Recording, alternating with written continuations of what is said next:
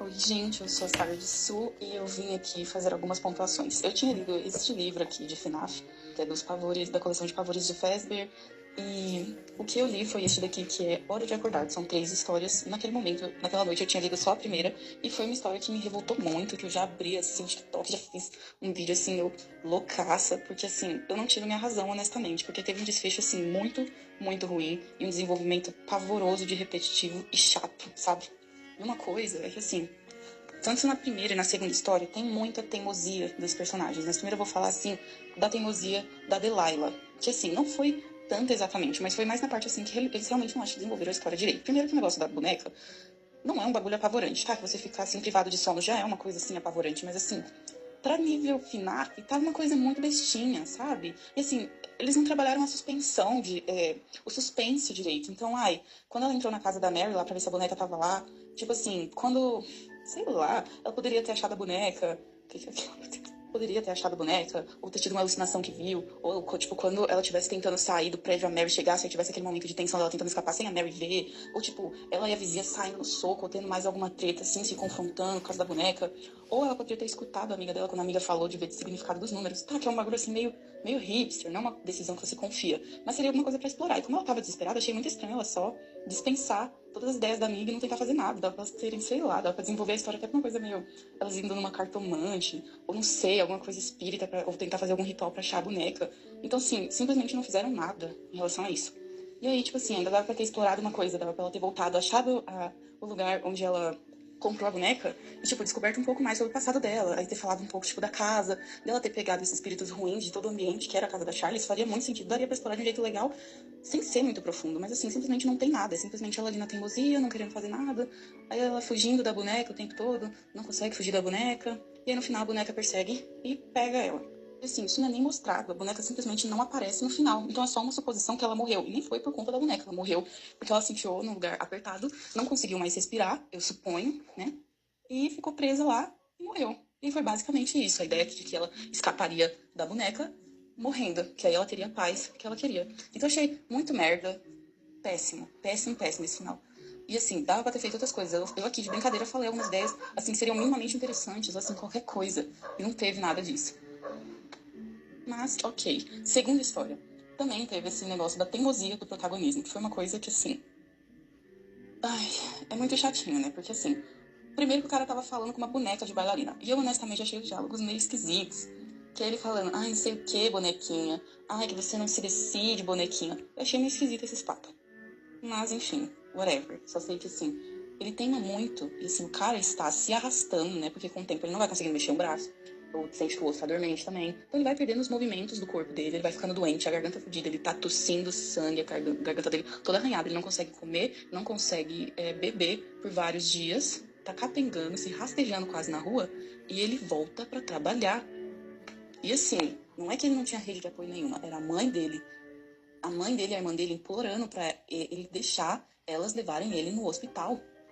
Elas pegar na mão dele e levar ele no hospital. Elas implorando. E ele não quis. E ele não deixando. E ele empurrando com a barriga isso. E eu fiquei, assim, revoltadíssima com essa teimosia dele, sabe? Porque como que você, tipo, não consegue nem se mexer, não consegue andar, não consegue parar em pé, porque ele desceu do ônibus capengando, caindo, né? E vai trabalhar mesmo assim. Então, em certo ponto, eu comecei a falar, meu, vai pro trabalho mesmo e você vai morrer. E assim, não poderia acontecer outra coisa, porque você tá se rastejando e tá teimando em, tipo, não fazer nada sobre isso.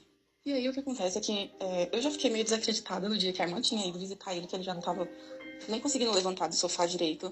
E ainda assim ele foi trabalhar. Eu já fiquei assim, pasma. Agora no último, ele subiu a escada do trabalho, assim, sentado, sabe? Se rastejando, literalmente.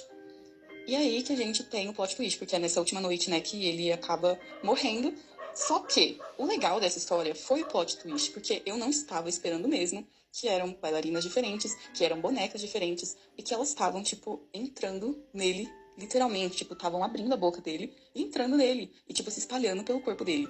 Eu achei que isso foi tão insano, porque, assim, isso explicava, tipo, todos os sintomas que ele tava tendo. E quando eu tava lendo, em nenhum momento eu parei pra pensar, nossa, essas bailarinas estão, tipo, literalmente entrando nesse cara. Então, tipo, a gente entende porque que, tipo, tinha parte do corpo dele que tava dormente, ele não tava conseguindo mexer direito, que, tipo, tava inchado, que era provavelmente sangue coagulando dentro dele, sem ele saber porque que ele estava tossindo sangue com a garganta toda cortada, que era por conta, assim, do espaço que elas abriam e rasgavam pra elas conseguirem entrar dentro dele.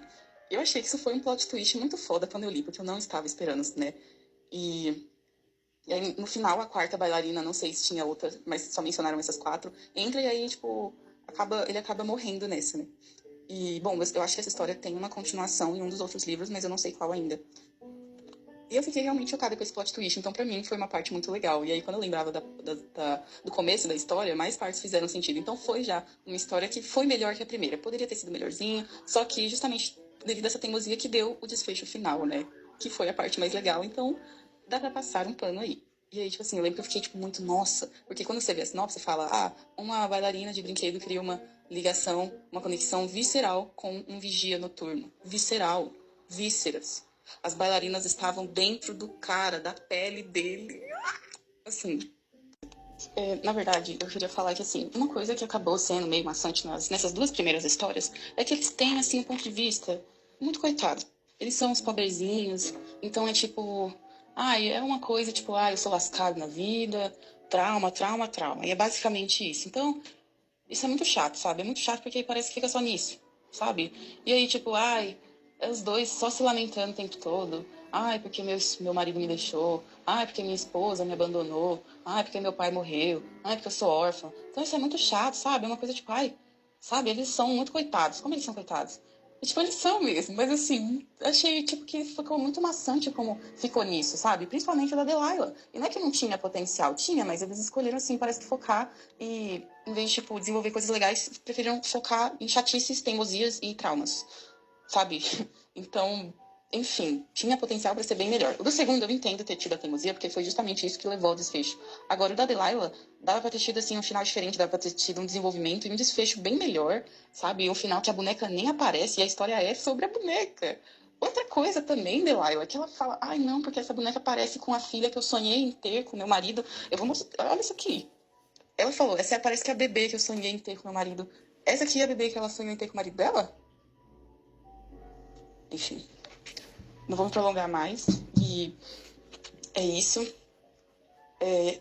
Então, assim, pra primeira história, eu vou dar nota 2, porque não preciso explicar muito mais por quê. Pra segunda história, eu vou dar nota 7, porque eu gostei do plot twist. E foi, tipo, a parte mais legalzinha, sabe? E, enfim, foi mais um tipo de história que parece de FNAF mesmo. Então, acho que ela merece um 7 por conta disso mesmo. Diria que tirou 3 porque fica muito nesse lance de, primeiro, do vitimismo e também da teimosia dele. Basicamente isso. Então, essas são as notas.